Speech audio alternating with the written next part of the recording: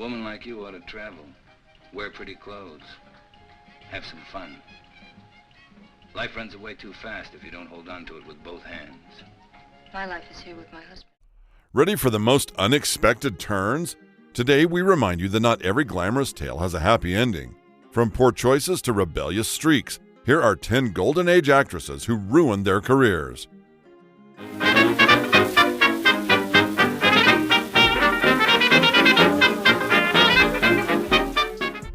Number 10. Clara Bow. By 1928, Clara Bow received over 30,000 fan letters in a month. Doesn't sound like much because we live in an era where social media has made it easy for celebrities to achieve such numbers in a matter of minutes. But in the 1920s, you bet this was no easy feat. That said, there was no denying that Clara Bow was one of the most famous actresses in Hollywood. But amidst quite a bit of scandal in 1933, she would leave Hollywood forever for the most quiet domestic life with her new husband in the desert town of Searchlight, Nevada. She never did return to the screen after that. Sounds like a drastic turn, right? Only it wasn't.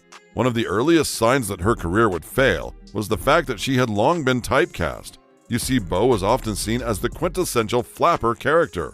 True to the It Girl title she came to assume, she had the aura and sex appeal that the screen needed. Unfortunately, it became less popular. As Hollywood moved away from silent films and embraced sound, the audience preferences changed as well. The audience now demanded more sophisticated and nuanced roles. As you can imagine, Bow struggled to transition her image to fit the changing landscape of cinema. But somehow this was far from the final blow. She also had her fair share of personal struggles and scandals. Her personal life was tumultuous, from scandals surrounding her relationships and lifestyle to allegations of affairs and the poor upbringing she tried to shy away from. The It Girl was always in the news. Then came the studio conflicts and contract disputes. Bow reportedly experienced conflicts with studio executives and faced contract disputes. If you really think about it, this must have hindered her ability to choose roles and exercise creative control over her career. These conflicts often led to periods of inactivity and uncertainty about her future in the industry. Top that with the mounting pressure and demands from the film industry. It's not hard to imagine that she couldn't work consistently or maintain her career momentum. Who knows? All of it may have taken a toll on her physical and emotional well-being. Depression and feelings of helplessness were possible factors that could have driven her out of the game. In time, she retired and withdrew from the spotlight. Last obstacle she notably faced could be the advent of the Hays Code. The Hays Code was created to better control what people saw on screen. Remember the undeniable sex appeal that Bow was known for at the peak of her career? Sadly, that was useless now. The same way the Hays Code limited the promotion of risque content, the same way she couldn't shine through in her roles anymore. Ultimately, Bow chose to retire from acting at a relatively young age. She withdrew from the spotlight and sought refuge from the pressures of fame. While she made occasional film appearances later in her life, her decision to step away from Hollywood limited her opportunities to revive her career. Next, a beautiful young star whose suicide ultimately cut short a potentially promising career. Afraid of what? Number 9. Peg Entwistle. Also known as the Hollywood Sign Girl, Peg Entwistle is famous for her tragic end rather than her career, and that is the very reason she made it to this list. So on the fateful night of September 16, 1932, Peg Entwistle departed from her uncle's residence, journeyed to the nearby Hollywood sign, ascended a maintenance ladder to the top of the letter H, and then jumped right off. She had tragically ended her life at the tender age of 24. Notably, this was around the emergence of talkies, and of course, this was also the zenith of the studio system. This system was dominated by industry giants like 20th Century Fox, RKO Pictures, Paramount Pictures, Warner Brothers, and Metro-Goldwyn-Mayer. Born Millicent Lillian Entwistle on February 5, 1908, in Wales, Peg was a young girl with big dreams. Like countless others, Entwistle ventured to Hollywood with dreams of emulating stars like Greta Garbo and Marlene Dietrich. Despite enduring personal hardships in her youth, Entwistle commenced her stage journey when she was 17. By 1925, she graced Broadway productions. She was said to leave such a lasting impression on her peers. One of them was a young Bette Davis, who aspired to emulate her performance in The Wild Duck.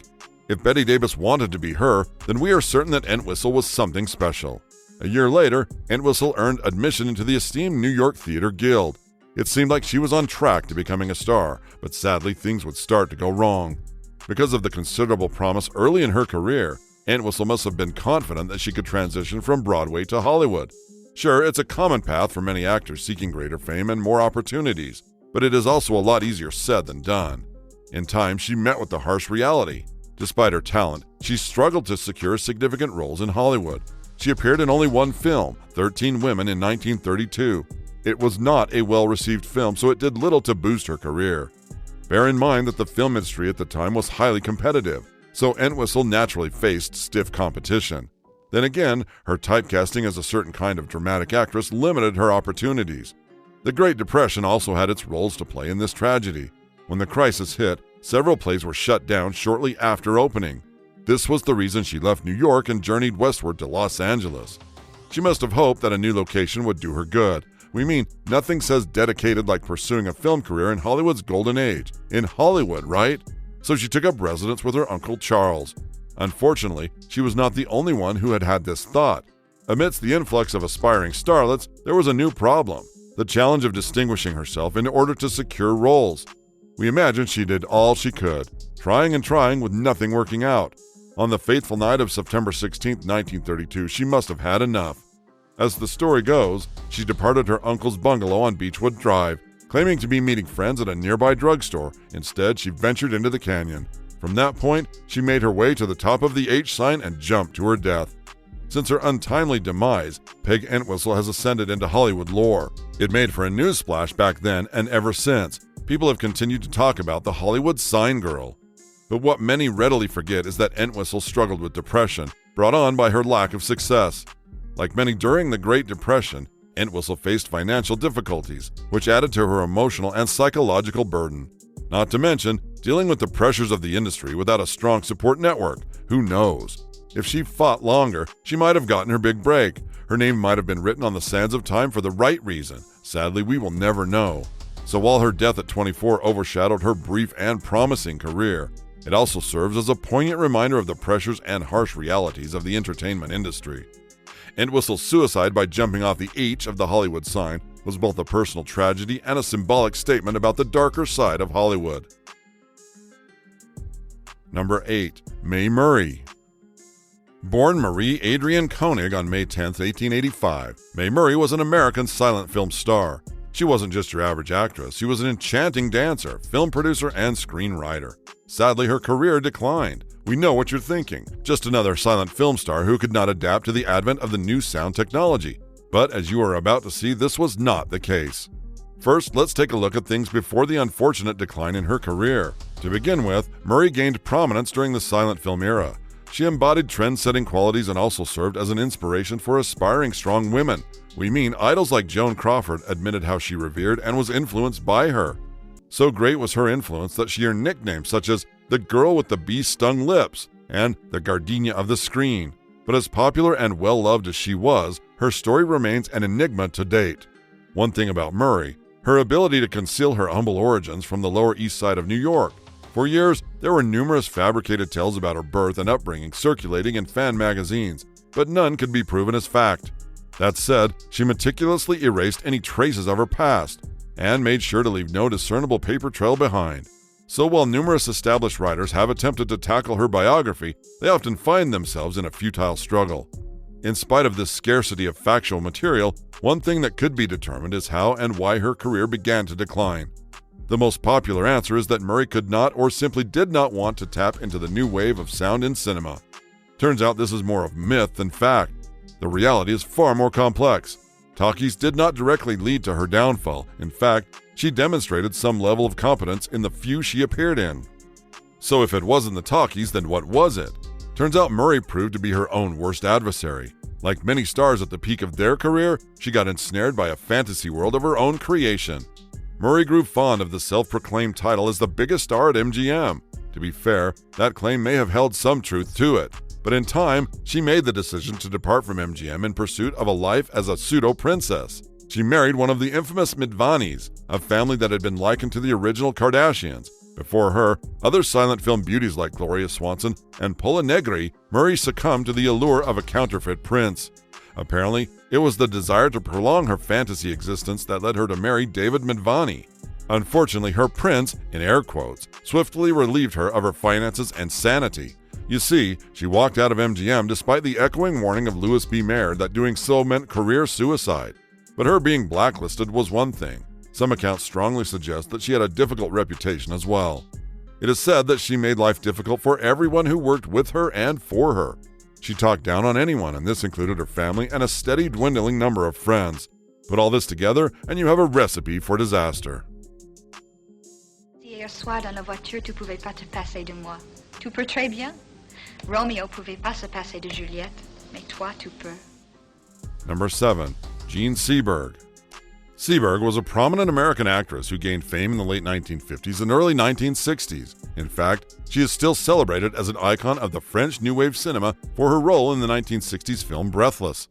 While her Hollywood career in the post-war era solidified her position as one of the most enigmatic figures of her time, it seems almost set in stone that her story would turn tragic. Walk with us. Let's begin in the spring of 1970. The FBI, led by its controversial director Edgar Hoover, was actively targeting radical movements in the United States. Hoover was committed to undermining anti-war movements, as well as the activities of civil rights leaders and black militant organizations. Wondering what Seberg had to do with all of this? Well, among these anti-war groups was the Black Panther Party. This group was known for its revolutionary stance against police brutality and white authority. They also advocated for armed self-defense. Now, Seberg was one of the Hollywood supporters of the Panthers targeted by the FBI. Starting from the 1960s, Seberg became politically active, supporting various civil rights causes and associated with organizations like the Black Panther Party. Her activism drew the attention of the FBI, particularly under the COINTELPRO or Counterintelligence Program initiative, which aimed to surveil, infiltrate, and disrupt political organizations deemed subversive. At some point, she had donated over $10,000 to their cause and was possibly involved romantically with one of its members. Internally, the Bureau labeled her as a promiscuous and sex-perverted white actress. In time, the FBI fabricated a damaging rumor alleging that Seberg was pregnant by a member of the Black Panther Party. The Bureau viewed Seberg as a participant in radical politics who had financially supported the Black Panthers, making her a target for their smear campaign. The aim was to tarnish her reputation and diminish her standing with the American public. Unfortunately, the plan worked a little too well. First, gossip columnists critically pursued the false leads provided by the FBI. As the story goes, it was one senior editor at the Los Angeles Times who unwittingly became complicit in the dissemination of this harmful gossip. Without verifying the information, the Times published the story. The FBI's campaign against Seberg took a severe toll on her mental health. The stress and public scrutiny exacerbated her existing struggles with depression. In August 1970, Seberg also suffered a miscarriage, which she attributed to the stress caused by the FBI's defamation. Her personal life had also been tumultuous. She had gone through multiple marriages and relationships, and now even her career began to suffer due to the negative publicity and her deteriorating mental state. Sadly, it contributed to the gradual unraveling of the life of a renowned young actress. She spiraled into a long-term depression that led directly to her suicide on a Paris street almost a decade later. August 30th, 1979, Jean Seberg was reported missing. Her decomposing body was found days later in the backseat of her car in Paris on September 8, 1979. The cause of death was determined to be a probable suicide by overdose of barbiturates and alcohol. A suicide note addressed to her son was found nearby, and it reportedly indicated her despair during those final moments of her life. Seberg's ex-husband, Romain Gary, publicly blamed the FBI for her death. He cited the relentless psychological harassment and the spread of defamatory information as contributing factors. Do you think she knew her beliefs and convictions would eventually prove fatal? Maybe she would still support or fight for what she believed in, or perhaps she would have made different choices. Sadly, we will never know. Now, let's turn to this unfortunate case of a star who wasn't guilty. I thought I'd met all the officers on board, but I don't seem to remember you. Will you remember me now? Well, of course it might. Number 6. Jeanette MacDonald. Jeanette MacDonald was a gorgeous American singer and actress who found herself at the center of a tragic Hollywood love triangle. Now, this particular tale was set against the backdrop of Hollywood's golden age, where the studio system reigned supreme, and Louis B. Mayer was the formidable head of MGM. As such, he wielded unparalleled power to dictate the fortunes of stars. History has it that Mayer wielded this power, but today we will focus on two particular casualties, Jeanette MacDonald and Nelson Eddy. Jeanette and Eddie were both talented performers who frequently shared the screen in the studio's beloved musicals.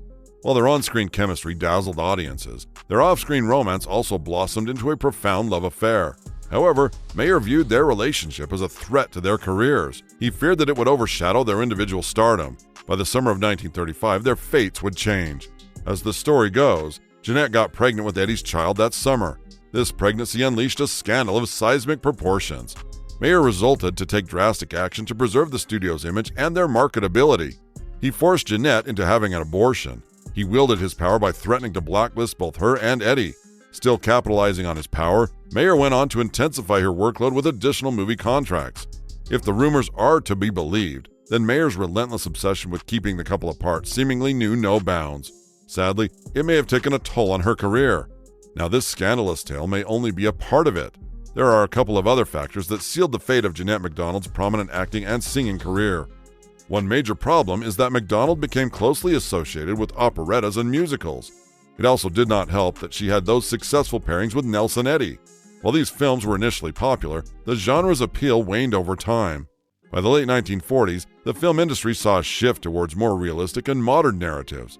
The new wave had less emphasis on the romanticized and operatic style that had defined Jeanette MacDonald's career. So you can imagine that she had a hard time finding roles that matched her established persona. The war years saw a decline in production in the kinds of lavish musicals and operettas that had been MacDonald's forte. The post-war period brought further changes in audience preferences and industry dynamics.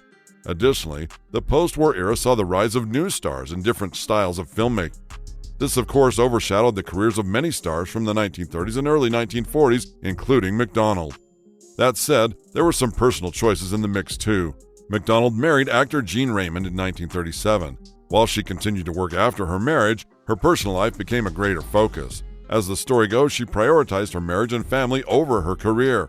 Then in later years, MacDonald became more selective about her projects. She made a habit of turning down roles that she felt did not align with her artistic standards. While this preserved her dignity as a performer, it also reduced her visibility in the industry. While she remained a beloved figure for her contributions to music and film, these factors collectively limited her opportunities and marked the end of her era as a leading lady in Hollywood. Hello? Where's Newton Police Station? Oh, óigame. Hay dos hombres aquí que están locos. Number 5. Lupe Velez. Also known as the Mexican Spitfire, Lupe Velez is a Mexican actress who became a prominent figure in Hollywood during the 1920s and 1930s. Now, considering she made this list, you already know that her career took a downward turn. The short version, her career declined due to her tumultuous personal life and volatile temper.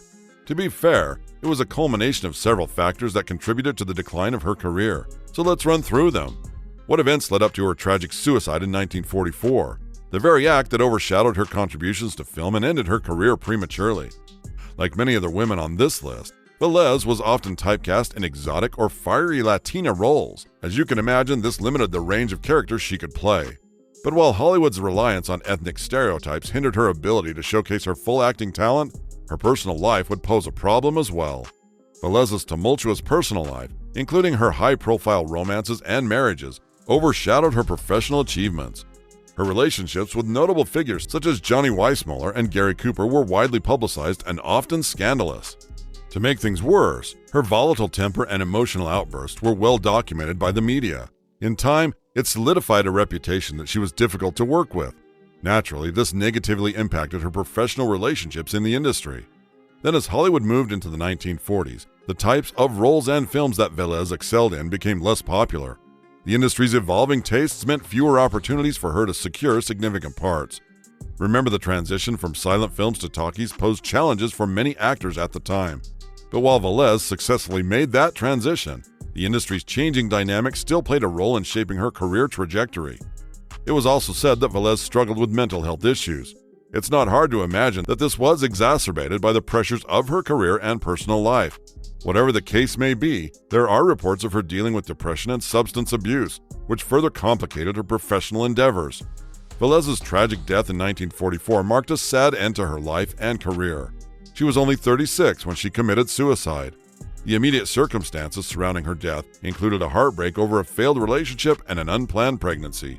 As the story goes on, she is tired of yet another failed romance. This time, it was a romance with a part-time actor, Harold Maresh. By the time she found out she was pregnant with his child, she was reportedly so grief-stricken that she committed suicide with an overdose of Seconal. A very tragic dimension to her legacy, wouldn't you say? Today, she was remembered for her vibrant personality and groundbreaking work as a Latina actress in Hollywood. So while her talent and charisma were undeniable, the combination of typecasting, personal turmoil, industry changes, and mental health struggles ultimately played a significant role in how her career unraveled. If you made it this far, do hit the subscribe button and turn on the notification bell so you don't miss any updates from us. Next, a star whose promising career was ruined by her off-screen scandals, arrests, and a highly publicized decline into alcoholism and prostitution. Like you ought to travel, wear pretty clothes, have some fun. Life runs away too fast if you don't hold on to it with both hands. My life is here with my husband. Number 4. Barbara Payton. Barbara Payton was a promising Hollywood actress in the late 1940s and early 1950s. In fact, the blonde bombshell was once thought to be well on her way to rival Marilyn Monroe. Sadly, this wasn't meant to be. She has become more famous for becoming one of Hollywood's most tragic cautionary tales. So how does a career so promising begin to wane? To begin with, she made some poor personal choices and got into some relationships that were not good for her. Her personal life was marked by a series of tumultuous relationships, particularly her highly publicized marriages and subsequent affairs. Her involvement with actors like Frank Catone and Tom Neal became infamous, especially after Neal severely beat Tone in a violent confrontation over her. The scandal surrounding this love triangle damaged her reputation and eventually overshadowed her acting abilities. As you can imagine, she became more famous for her personal life than her professional accomplishments. In time, it became an issue of alcohol and substance abuse. Payton struggled with alcohol and drug abuse, which significantly impacted her professionalism and reliability. Even worse, her addiction issues led to erratic behavior on set, making it difficult for directors and producers to work with her. Her behavior on set became increasingly problematic. She reportedly showed up late or not at all, and when she did appear, she was often intoxicated. This unreliability led to her being blacklisted by major studios.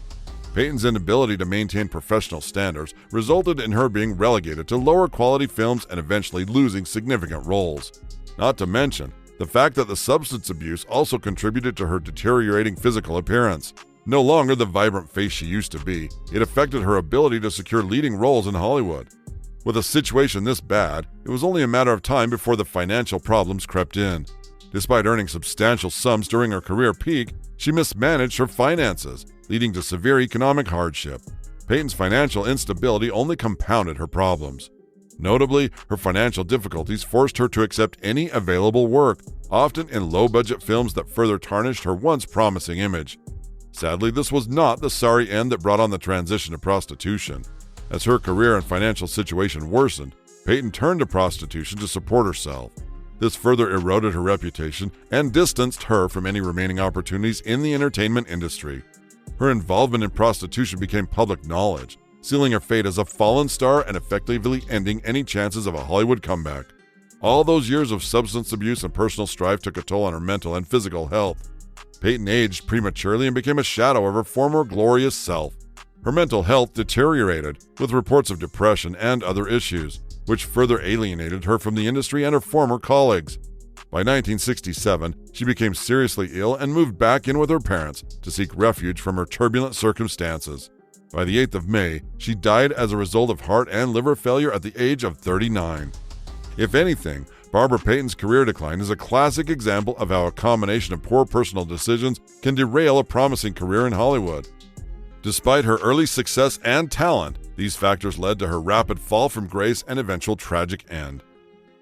This next star might have been famous for her peekaboo hairstyle, but even that could not stop the gradual decline of her career. About anything. You don't know how to get a meal, you don't know how to keep a secret, and you can't even stay out of town. Thanks. I know 50 times as much about trouble as you ever will. Besides, you owe it to me. Number 3. Veronica Lake. Veronica Lake was one of the most glamorous Hollywood stars of the 1940s. Her gorgeous peekaboo hairstyle and flair for femme fatale roles shot her to international fame. Sadly, she experienced a significant decline in her career. First, there was the typecasting and image issues. While her iconic peekaboo hairstyle made her a standout star, it also typecast her for specific roles. Audiences and producers had difficulty seeing her in roles outside of the glamorous, mysterious woman. This limited her acting opportunities as the industry evolved. To be fair, she caught on to this early enough, and even made significant efforts to change her image, like altering her hairstyle to a more wholesome look during World War II to aid women working in factories. Unfortunately, this attempt was not well received and contributed to a decline in her popularity. Then again, Lake was known for her difficult behavior on set. Reports of her being temperamental, uncooperative, and sometimes hostile with colleagues damaged her professional reputation. Her perceived arrogance and tendency to clash with directors and co-stars made her less desirable to work with, leading to fewer offers from major studios. Next, the film industry underwent significant changes in the post-war era, and Lake's style and persona became less fashionable. To transition to more naturalistic acting and different types of female roles left her behind. Poor career choices, including roles in lower-quality films, further diminished her standing in Hollywood. Ultimately, she was unable to adapt successfully to the changing landscape of the film industry. So despite her initial success and iconic status, these factors led to her fall from Hollywood stardom and an eventual exit from Hollywood. Up next, a star known for her beauty and talent would ultimately lose it all when the studios decided they did not want to be associated with her. Friends of who? Of all, the Society of Friends. Many people call us Quakers. Oh, it's a religion. It's a belief. Number 2. Gail Russell. Gail Russell was a talented actress in the 1940s and 1950s. It was her striking beauty that brought her to the attention of Paramount in 1942. Signing a long-term contract with them at the age of 18 was the start to her enviable career. By the 50s, she was a leading lady that dazzled audiences everywhere. With so much success to her name, there was plenty of room to be even greater. So how did this once promising career unravel? To begin with, Russell reportedly suffered from extreme anxiety, which made working on set challenging. Aside from affecting her performance and reliability as an actress, it also led to a dependence on alcohol as a coping mechanism. You can already tell this was bound to worsen over time. Russell's reliance on alcohol to manage her anxiety became a serious addiction. Her drinking led to erratic behavior, missed work, and unprofessional conduct, all of which damaged her reputation in Hollywood. Incidents such as appearing drunk on set or in public further tarnished her image. It was difficult for studios to ensure her and directors also couldn't work with her. Her personal life, including a troubled marriage to actor Guy Madison and subsequent divorce, attracted so much negative attention. Naturally, the stress from her personal issues also contributed to her drinking and instability.